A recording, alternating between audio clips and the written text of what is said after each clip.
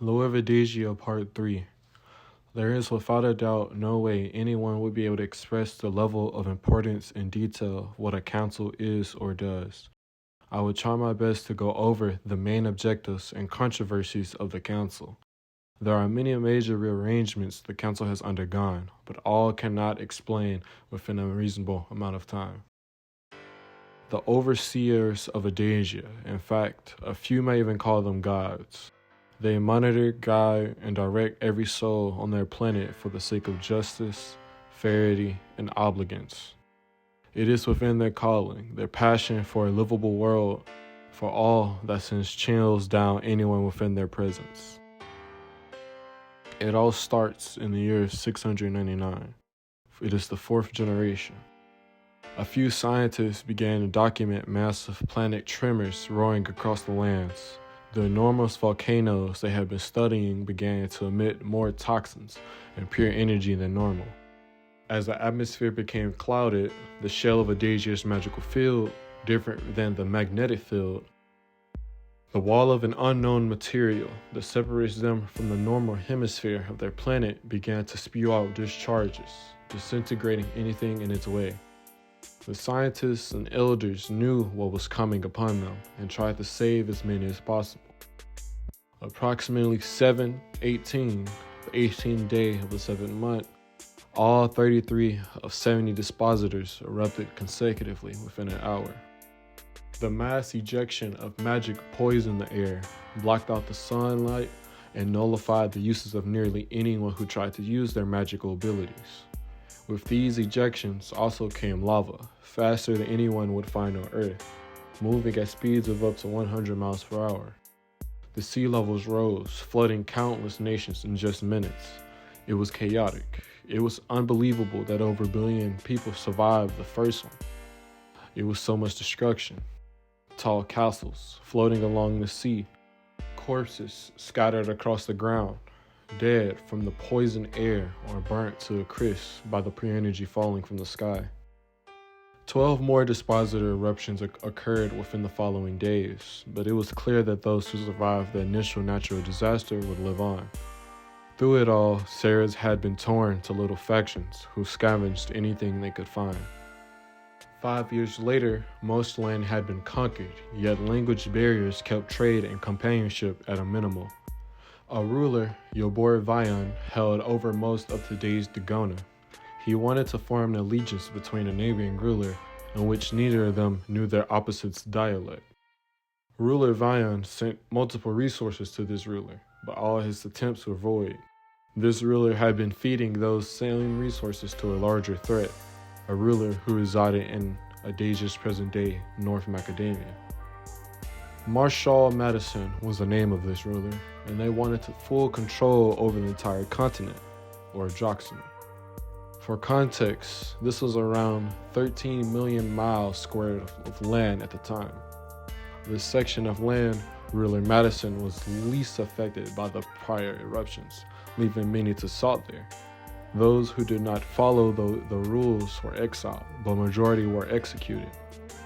Other rulers wanted to be under Madison's protection, but not necessarily conjoin forces. Ruler Vion believed that Madison's ideal of conquering the whole continent would open their borders for surrounding continents, leading to invasions. Madison surprisingly came to the consensus with this, and gave an equal ratio of resources back to the rulers that sent his way. However, this caused a great disturbance from the plans of those rulers. In response to his failure, they attacked Madison. The reason for bringing this section of history is to explain the closest agreement or friendliness between rulers or warlords until the year 741. It shows exactly how scary and frightening living after an eruption, as everyone was in the constant state of war. By the year 744, it had came to notice that the birth-to-death ratio had started to swing in the latter's favor.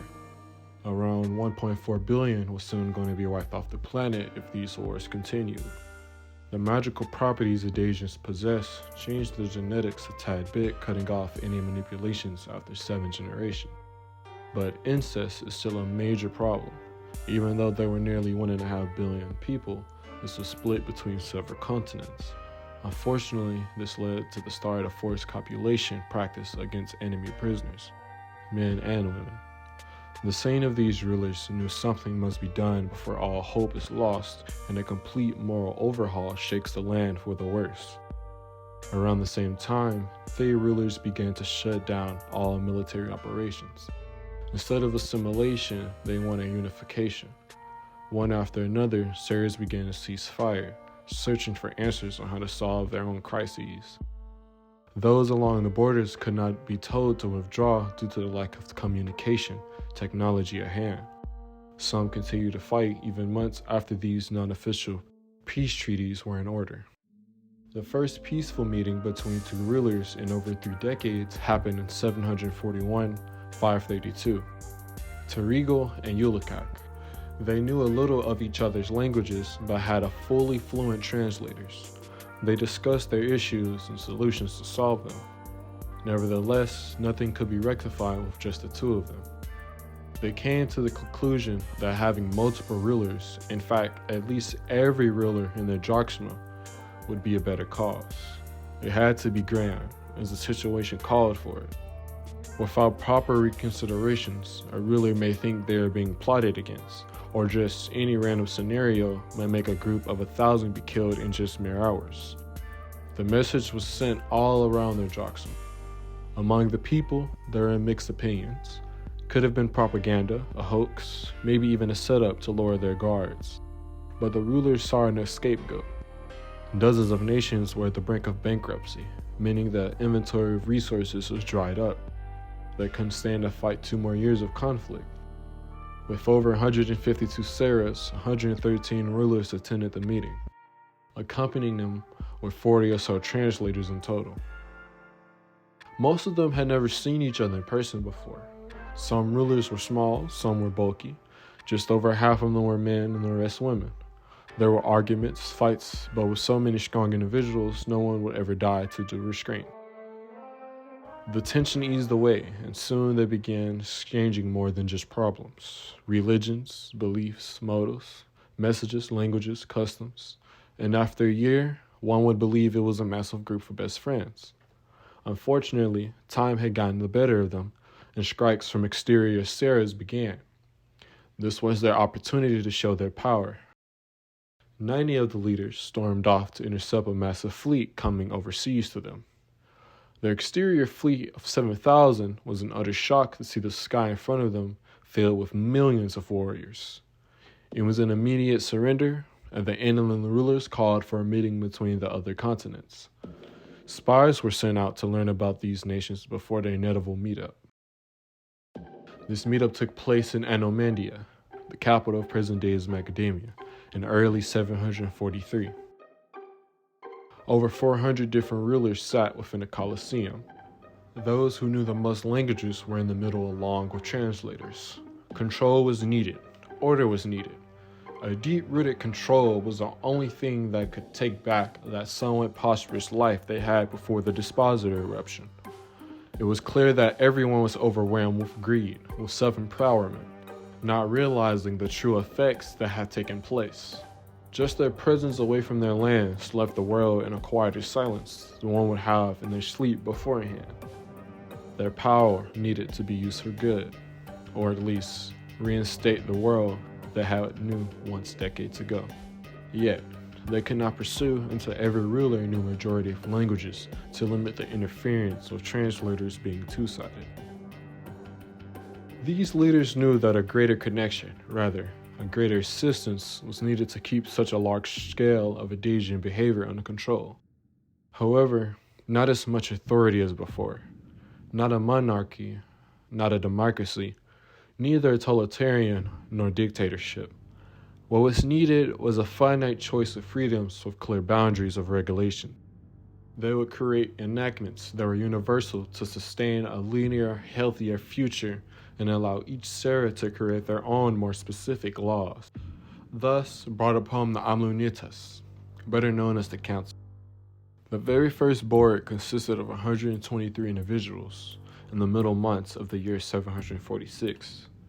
In addition, the very first enactment, was that wars, battles, and engagements would never be banned or prohibited. It was a fairly easy, agreeable topic that none but a handful would argue against. It was simply known that magic would get stronger and stronger. The ideal of fighting was an honorable goal, but would never happen due to the basic needs of expressions. It was, and still is, virtually impossible to stop the growth of an individual's magic, let alone over a billion. This enactment also made clear that no one had to go out of their way to attack other nations for the spite. In conclusion to this meeting, many battles continued with a new achievement in mind. The selection process for a council was quite easy to understand, but the act of doing those things was insanely difficult. This entire program was denoted in the second enactment, the Council Inclusion System. The first iteration of the TCI system includes 5 sections. They are as follows. Section 1. Only one Amuniti can exist per Seraph. An Amuniti can only be selected by nation born. There can be a maximum of 3 in training at any given time. None who undergo the process can disclose their exact regiment taken nor the whereabouts of details discussed between the Amunitas. Section 2. Amunitis in training have universal protection from military, Amuniti, or any type of company, organization, freelance association on the ground of physical assailments unless they actively be participating in combat at the moment of intrusion. Killing an Amuniti in training will result in life sentencing and a fine of 1,000% current income to the bloodline. An Amuniti may serve for however long they are necessity, but it is highly encouraged to allow fresh bodies to take hold of the position. Section 3. The testing includes an unbiased mental examination by more than one previous or active Amuniti, between 5 to 8 real-world exercises, visitation to all Seraphs disregarding minority kindreds of nations, understanding the basic vocabulary of all languages, and a written test. All of these categories conclude to the mass of battle efficiency, positive justice, moral appreciation, reliable maintenance, and intelligence. Of course, this is a very beginner friendly of the TCIS. Section 4 talks about how the council are now the man wielders, in quotes, final say if given, of jurisdiction when it came to convictions. A council cannot operate in this without the given right of doing so. For example, a council cannot patrol the streets and hawk people until they break the laws in the Seraph on their own will. The said individual has to be convicted by the people of the land, or the people of the land give the affirmation for the council to do such things. However, this does not prohibit the council from telling any leaders about what they have witnessed, and it may spiral back to their hands. It is also safe to mention that because balancers did not exist, neither did generals, it was up to the people to hold their own with the land. However, any official would talk to their Seraph's council for major help and on mass occasions hand over their project to the council. Realistically speaking, only the most righteous would be able to become a council. A lot of people had no real reason to kill a council member, but there was no great punishment waiting for them in doing so. Killing a council member is treated the same as killing a civilian. A common murder would only have death penalties by the most religious Seraphs, but majority would have sentences minimum of 20 years, the average around 36 years. This tension was present for any new council member, but those who became too paranoid or could not operate normally without creating extra precautions were quickly replaced. This ideal of, rather the dynamics of the situation, created a more defined trust between the council and the people they wanted to guide. The 5th section sparked the most egregious controversy as of Edasia's present year of 983. The council holds dedicated rights to all currency, tender, money, and all economic value in the world. Edasia only has 2 legal values, carosilium and chrysalia. Carosilium is a highly magic manipulative material that has been used since as far as history takes them. It can be found in deep depths of caves near lava storages. Its properties allows it to be flexed, concentrated in density, or split and merged. Carosilium holds no monetary value until it has been pressed with weighted substance known as bubbler. Yes, exactly as it sounds. Before the second ever dispositive eruption, their oceans had living fish and other creatures. The combination of carcinoleum and blubber gives a specific weight and the additional property of not eroding.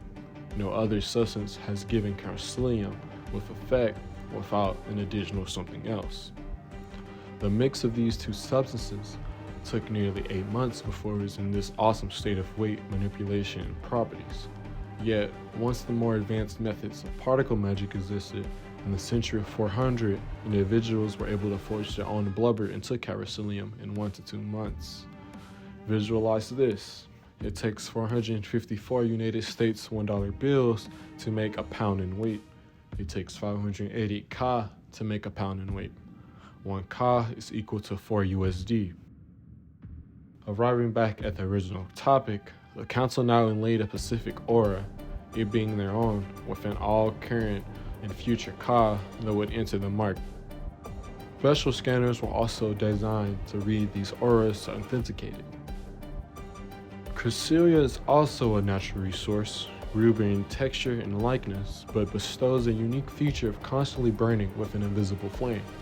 The demon queen of the 4th generation, Fanny Orochi, actually founded this currency, and it was so successful in her black markets that it made its way into the real world. Chrysalia cannot be compared to ka, as it is a luxury currency. What may be 40 Chrysalia to you, maybe 80 Chrysalia to someone else. The Council is more lenient with how Chrysalia is maintained due to how limited it is and simply being luxurious. The gratifications of Section 5 of the second enactment alarmed many with a feeling of control, despite the fact that it was only ever securing the currency. The true problem was that no company, business, etc. could ever hold so much money. Neither could a single individual. A business that sold clothing could only make enough ka to pay everyone under the building, the business, and a year of safety. Once a business reaches this limit, it would be deducted from them completely, or in some cases, the prices would flux depending on the service. To earn more, the clothing business would have to make more expensive clothes, which in return would allow the maximum capacity of ka to increase, at the same time, causing all of their products to increase in price. Customers would move to a different clothing store, and the circle would continue or balance out. Either way, neither will gain a monopoly. For individuals, an expenditure expectancy is given. It combines the cost of living with the cost of foods and then adds 30% to that, and after that, the Council could take any amount they want to shift the economy in another part of the world. These two enactments came just months after each other and were expected to be entrenched before 748. The vast Aseras had to stop their belts with others to make time for these new terms and conditions. All but the few who neglected these ideas and tried to kill as many councils and take over as much land as possible. Unfortunately for them, just because their opposition stopped acting did not mean they had no military. The third enactment set a cycling period of councils between Seras. A council would not just remain at the Sera they were born in, but cycle through other Seras on a 2-year basis.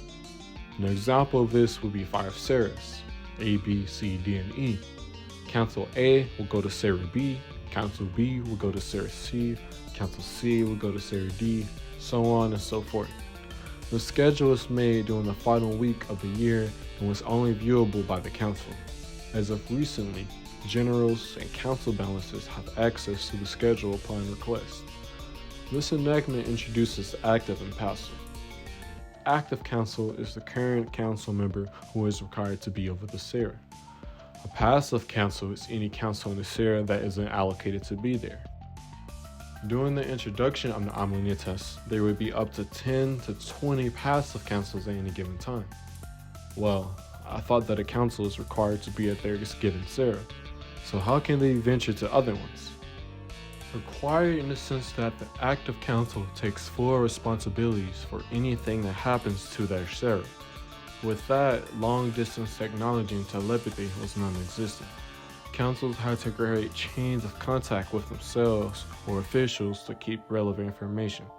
Most of these passive councils would be at the borders, or 1 to 2 may be alongside the active council. assisting them with paperwork or a relative problem.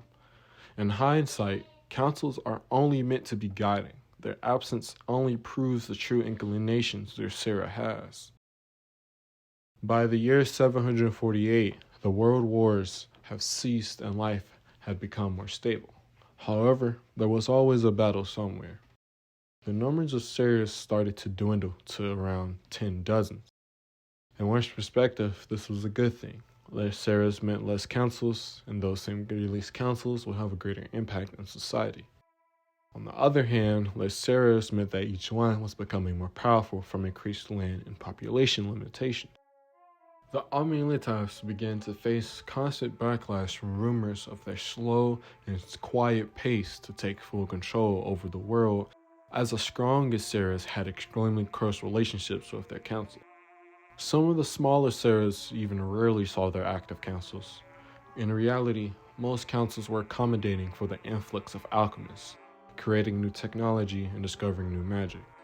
These councils were some of the strongest in their elements, and alchemy requires a vast spectrum of elements to create and discover new things.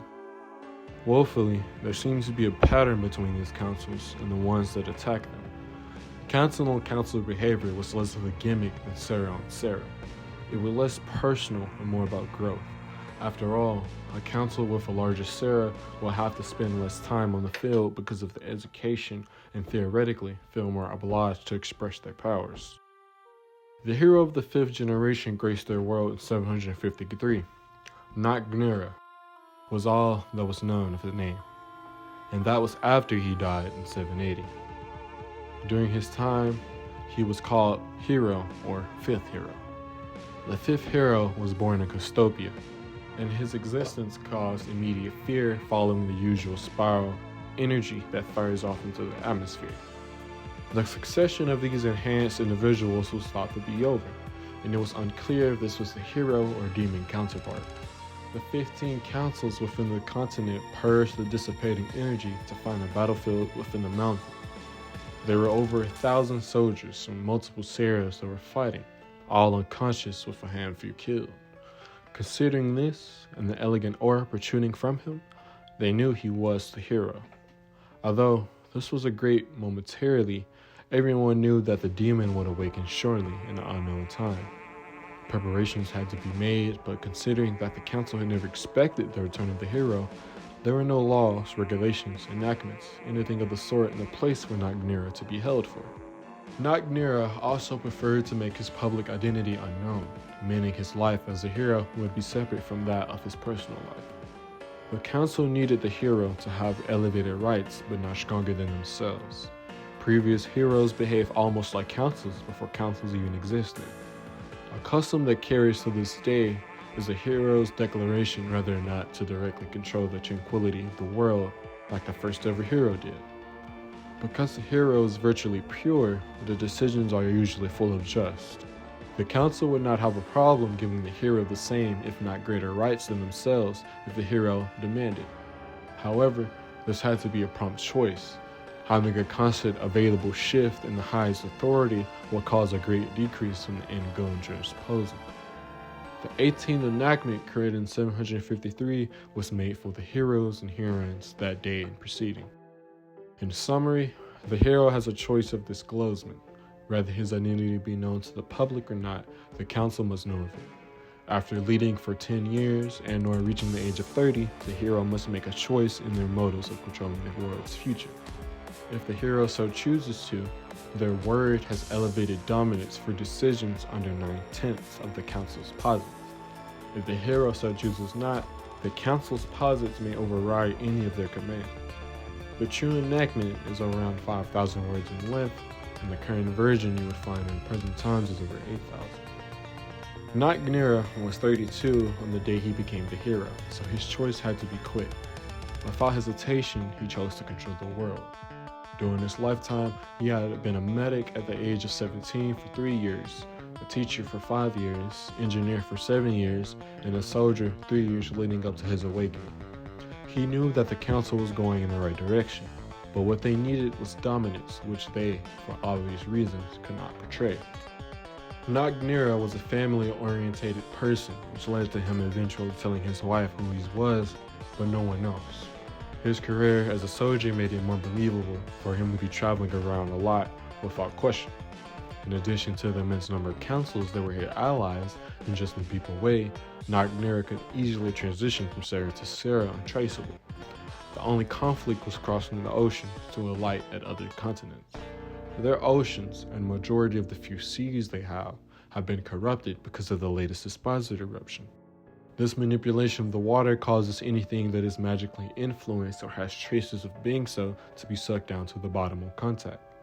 Non-magical ships were always an option, but they were extremely defenseless and unreliable. To keep his public identity even more secure, they gave the 5th hero officer uniform. Years passed as the council continued to work with Nagnira to ease the tension between the Sarahs. Members of the council also continued to fight each other to gain dominance. Councils would elect laws to pass their Sarah specifically. The civilians and higher-ups would vote on said law and it would eventually become a reality. Because of the demon's absence, there was no major conflict in deciding the limits of weapon and magic ownership. The demon themselves would be a nightmare to deal with, but what if they also gave the ability to garner recipients as well? The council was split between allocating out more resources or waiting till the demon was among them to do so. Nagnira had the final choice and decided the best outcome would be to allow an equal share of resources spread through each continent. The real problem is those who already caused mishappenings within their own lands. The demon and recipients will just add more to the fire, a lot more. Throughout the years 753 to 757, the total Sarah count went from 121 to 96. The 6th month into year 757, the Demon King finally emerged. The great display that shook the world and the visual sight of a sparkling white column of energy was also there to see. What is present-day Watashimono del Shigo and Monsoon Cast, known as Safaji at the time, was a targeted location. The council rushed fleets of soldiers alongside Nagnira to quickly dismantle the demon. Yet, what sent fear into everyone's hearts was the exact location was empty. It took place in a plains area, miles from any town. The territory wasn't even owned by any family. The council issued a state of distress, a lockdown, throughout all Seraph. A task force, marked as the Centipedes, was created to import and export supplies during the duration of the lockdown, which lasted 5 days. The Demon King of the 5th generation, Vivitiar Karamura, took about his assignments just as tactful as Nagnira.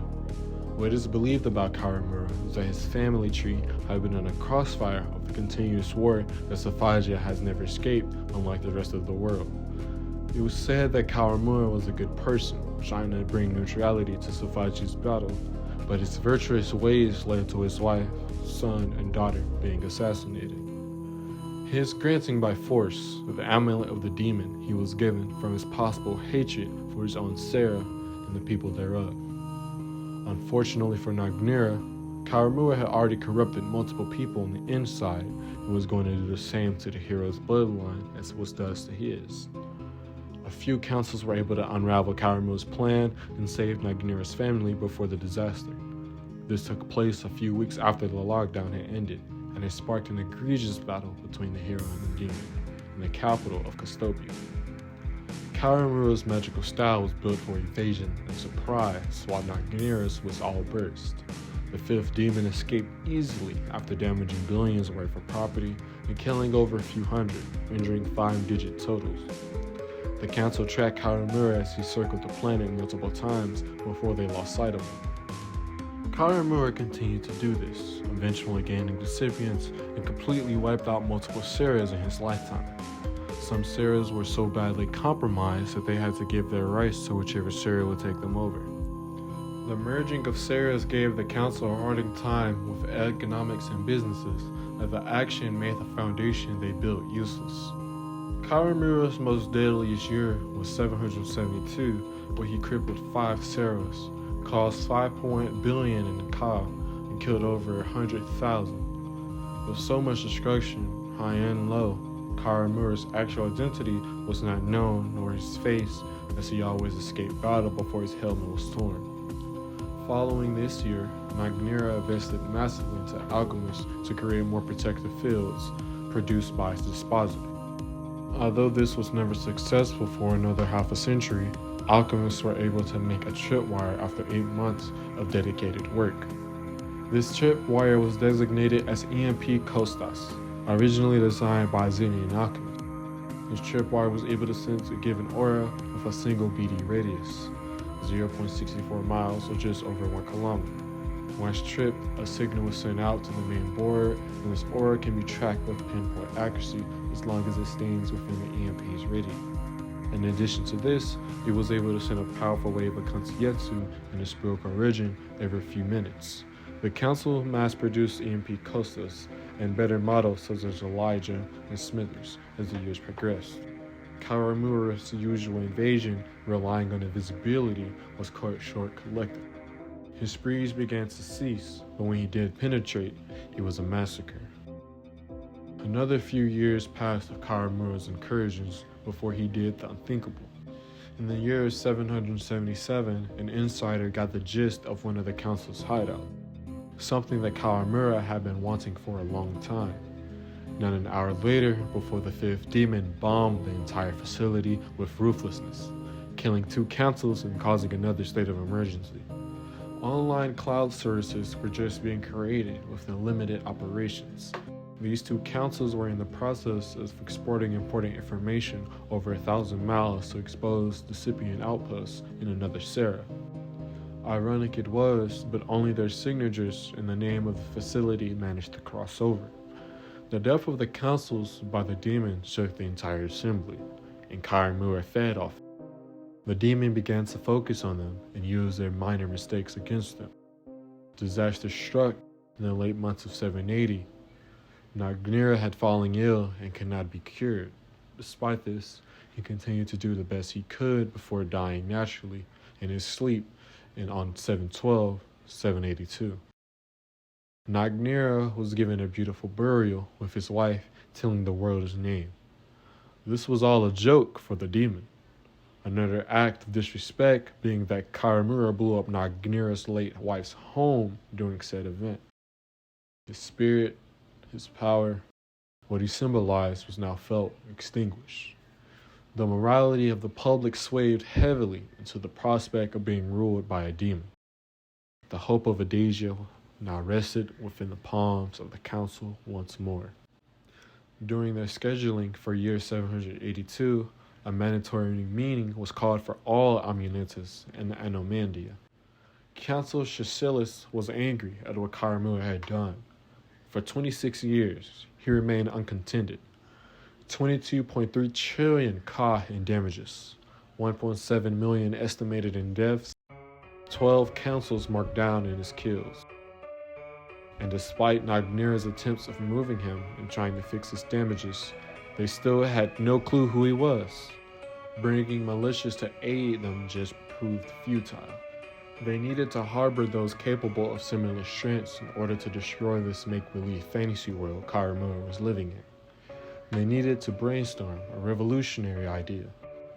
Just a few weeks later, Zeni's council, Yatzaliel Visitan, brought about the ideal of balancers, a true military class of individuals to serve as a weapon and guard. However, Council Visitan's model was originally different than how balancers were launched. Visitan originally wanted balancers to be the landed gentry type of people, a platoon controlling their own sections of land within a serra.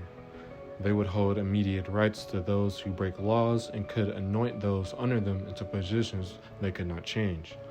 Each balancer would have dedicated numbers for each serra.